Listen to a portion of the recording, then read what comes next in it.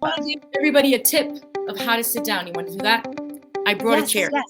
So most people, when they sit in the computer, they have a tendency of doing this.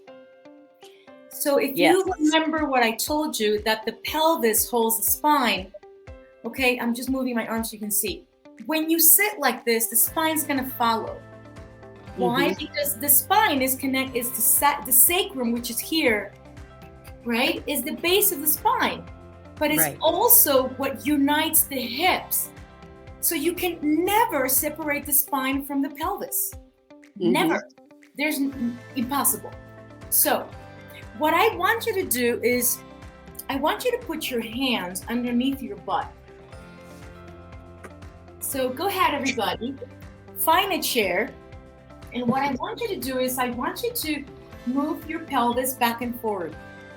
And I want you to feel that huge bone underneath you. Okay, that huge bone is what we call the ischium, which is really called the sitting bone in English. Okay, so when you're sitting rounded, the bone is like hidden inside. Because when you're rounded, you're not sitting on your sitting bone, you're sitting on your tailbone. The bottom of your spine, that's where you're sitting. When you sit forward and you roll your hips forward, you're going to feel your bones. That means you're sitting on them, and you can actually, your hands feel heavy. So that's when you're sitting on your sitting bones. So you take your hands out and you put your hands in your hips. Put your hands on your hips. This is the hip bone. This is on top of the sitting bone. When you're rounded, this is not on top, it's behind.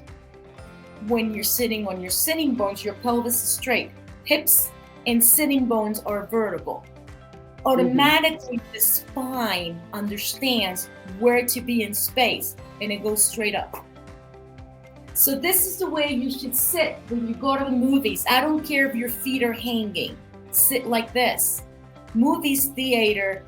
When you're in the couch, I'm not going to say that you're never going to be with your legs like this. Of course you are.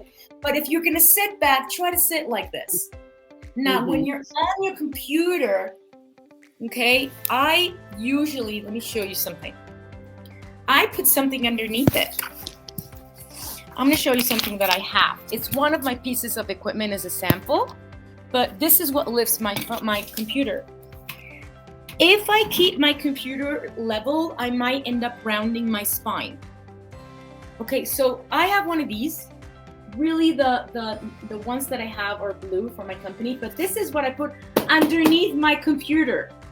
So if you want to put one of those yellow pages, if they still exist in your house, no, or if you want to use maybe like a stack of books or maybe blankets, I mean, be creative. Lift your computer. Your computer needs to look like this, not like this. Okay, so when I put my thing here, my block, this is the height of my computer. Of course, I'm gonna lean, but I'm not like this. It's high enough that my hands are like here, you know, and I don't have to lean.